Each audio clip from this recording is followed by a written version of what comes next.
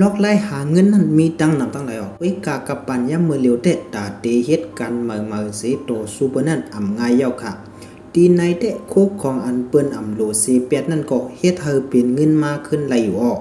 มือสูงค่าของตั้งฮู้กูเปิงเฮาค่ะฮับผมจมตอนอยู่กับวันมันให้เขาเตมาต่างลานในพี่น้องเขาลองก้นหยันดีมีไปวนเข้มเขาหาก้อนนั่นคาออกดาตั้งวอค่ะดิดได้ร้อนนั่นอย่าไปลืม Subscribe ค่ะ หมายหนึ่งมิจือว่าอันทรูหมู่ปุยาในเขามันใจเป็นคนเมืองอยู่กันดะวนเฮ็ดออกเจมืออายุมัน16ขวบนั่นเขามือปี2008นั่นลงปองจึงเมืองเขาออกคอปืนภาวะเตอำไลใจทงยางในเสมันใจไหลไปวันตีนานมาเขามือนั่นมันตึกเปลี่ยนลูกเฮ็ดขึ้นปี2ก้อยค่ะเพราะนั่นพ่อแม่มันใจก็มีกันสั่งเฮ็ด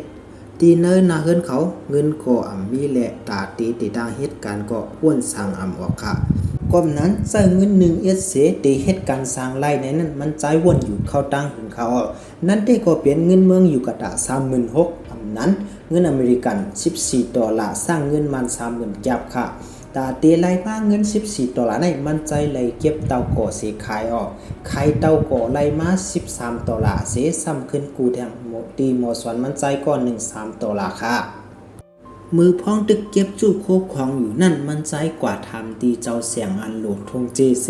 กว่าทบแทงผู้มักมีเขาคำพองอยู่อ้อไว้ในอย่างป้อหึงนาการมันก็เข้มเรียบมาเสมีคนเหตุการณ์ตั้งนำตั้งหลาย1วงในเฮ็ดออกไล่ทงเจ20,000ทงค่ะมือปี2012นั้นย้อนไปมีจักมันแหละมันทงเจอในเอามือเฮ็ดไว้ดังหมดข่าวออก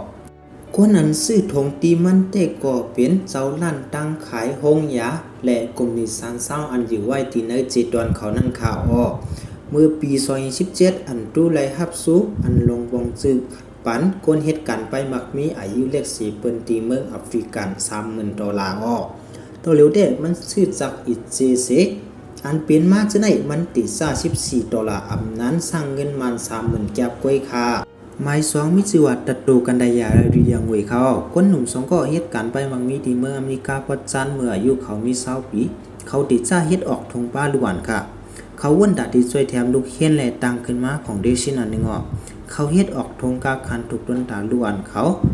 ตีน้อยไปวนเขาเฮ็ดออกทงนั้นมีลองสนใจเตว่าออกที่กรมนี้เขาในเก็บทงอยู่ยักษ์เจอในเสเฮ็ดออกทนป้าต้นตาลูกอ่อนก้นผ่านเขาขาวออกตีทงเสื้อในไลว่าเป็นอันคึกเข้มเต้ว่าป้าไว้สุลาปยาเสป้อลูกอ่อนเขากว่าเกี้ยงก่อสร้างแหงมันหังกวยค่ะพวกกังขึ้นตาที่ด้วยลิงนั้นมีปลาแทงกอกพายเสทงเสื้อในวันมือนาติสร้างพงไหลก่อนเขาไว้ลิ้นมาเขาสมก็เขาห่มจ้อมกลุ่มนี้อันเขาเฮ็ดออกทงกาคันถูกดนดาล้วนเขานั่นออกปล่อยวนเขาสมก็ในโยสิตะเฮ็ดให้คนดังนำสนใจเต้ว่าออกเมื่อปี2014ที่เมืองแอฟริกาตะวันสุดคนหนุ่มเหตุการณ์ไปมักมีอายุ22ลงตานั้นเขา2ก็เลยรับสู้ไว้อยู่ออก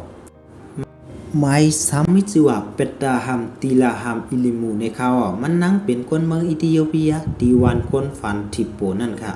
แต่เหลียวได้มันนั่งเฮ็ดออกแคปตินที่เมืองแอฟริกาอันคนเก็กตั้งนำตั้งหลายนั่นอยู่ออกเป็นป้าผู้ป้องกันลงโฮงการสุลาแฟตโฮงการแคปตินนั่นออกแคปตินเขาเฮ็ดนั่นเอามือเฮ็ดตั้งวดและไลว่าเป็นอันแคมเตเดว่าค่ะคู่อันเขาเฮ็ดแคปตินได้เอาตีนางกายยอกและโคปิดปวดอันเปิ้นเปียตีห้องเย็บโคนั่นออกตีกลมนี้มันนั่งมีป้าหมอมือไผเย็บแคปตินตั้งนำอยู่ค่ะแคปเจอในส่งออกขายตีเมืองอเมริกากันในดาญี่ปุ่นสักกว่าเมืองเจอในขาออกกลมนี้อันในสิเสียงอย่างมาแลมือป่นมาไปหึงนั่นไหลลองกำแถมตีForward Organization อันตั้งสุดควรที่เมืองอิธิโอเปียขาออกเป็ดตาหำในแต่มันกู้เงินโปแม่และพี่น้องมันหมอก$10,000เสตีตั้งมากลุ่มนี้เมื่อปี2017นั่นออกต่อเหลียวแต่คนเหตุการณ์มันมีปักปลายยาวค่ะมันนั่งแต่สนใจลองใครเฮ็ดแคปตินแหละต่อเหลียวเป็นเจ้าของกลุ่มนี้เสจอยก้นวันเขามีนาการต่างงานอยู่ค่ะมันนั่งเกิดมาพันเสตะเอาโคกของยอกเสเฮ็ดขึ้นอันเจอไรแหละมีคนหูจักตั้งนำตั้งหลายในลุมผ้ายาวค่ะไม้สีมิจิวารนาริโตค่ะมันนั่งแต่มีนาการคึกเข้มตีปั่นเซตาเมื่อปี2009นั่นมันออกนาการมันแปดขาออก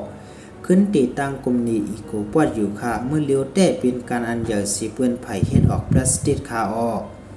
เมื่อตีจากกลุ่มนี้มันนั่นมันนั่ง เก็บยุกยักซ้อมกุยยุกยักสีหาความไว้คาออกอมนี้มันนั่งเตะเอาพลาสติกอันเก่าสีเฮ็ดลักโคไข่ปันเปื้อนสีจือหลังมาคาออกลักโคพลาสติกอันเขาเฮ็ดออกนั่นเตะเอาเจ้าตีไหลตีล้อมโหเฮือนล้อมโหสวนแหละป่าไม้เจ้าในค่ะดอเหลียวแต่กลมนี้มันนั่งเฮ็ดออกลักโคหมื่นไปลักเสและมีเงินเขา1 ปี$150,000อยู่อ้อกลมนี้มันนั่งในจอยไหลปะป่าไม้ตาเปิ้นเอาล้อมโหเจ้าในตั้งนำตั้งไหลอยู่ค่ะแต่เหลียวที่เมืองแอฟริกานั้นมันไหลสู้ไหลเมียวไว้อยู่อ้อไม่หามิจัวปิลิกิตอันดีไปในอ้อมันนั่งเป็นคนเมืองไนจีเรียค่ะเมืองเลโกสไนจีเรียนั้นเป็นเมืองคนทรงอยู่น้ำและ1 วัน8ยุกยักน้ำหนักมันหมื่นไปค่ะอ้อคนอยู่เศร้ามีอยู่16 ล้านเสกอบเก็บยุกยัก8กว่ากูตีและจอมห้องน้ำเหย่าห้องน้ำลงชื่อในยุกยักพอเต็มกว่าเสียงค่ะ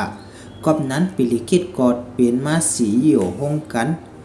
W ไซคูลานั่นอยู่ค่ะกลุ่มนี้มันแต่มียังอันยุกยักอันเปิ้นเปียดหวยเจ้านั้นที่ขึ้นเฮ็ดเฮาหมดเสาในอยู่อ้อไปวนอันในแต่มันไหลมาเจ็บมือปันเป็นลูกเฮ็ด MPA ก้อนนึงนั่นค่ะอ้อไว้ขึ้นเฮ็ดเย้าเฮ็ดการที่ซอฟต์แวร์เอนจิเนียร์5 ปีเสมันนั่งสนใจตีลองการยุกยักนั่นอ้อเมื่อปี2012ตีจ้าต่างกลุ่มนี้มันนั่งอยู่ค่ะมือตีจ้ากลุ่มนี้นั่นตาตีเฮ็ดเฮายุกยักในเวียงหมดเสาเนมันเจอไล่การจักเป็นเสโปเผาเก็บยุกยักมาใส่ตีเนอจักเป็นนั่นก็เตมีโคกของตอนขึ้นในอยู่ค่ะตีเมืองไนจีเรียก็โหลขึ้นโคกของอันเก่าอันเจอไล่ขึ้นนั่นอยู่แหละนาการมันนั่งเกาะตาตีออกมันนั่นไหลหยับยินสังเตวานังเก่าค่ะหน้าการก้นหยันหลีไปวนแคมเขาหาก้อนในเตะโลงเงินนำสังเสตีจ้าเฮ็ดไรอยู่ค่ะสังว่าพี่น้องเขาไกลหู้ไปหู้เกี่ยวกับเจ้งอื่นในเกาะคอมเมนต์มาเสข้าเฮาตีคัดใจต่างปันอยู่ค่ะมือซุมค่ะ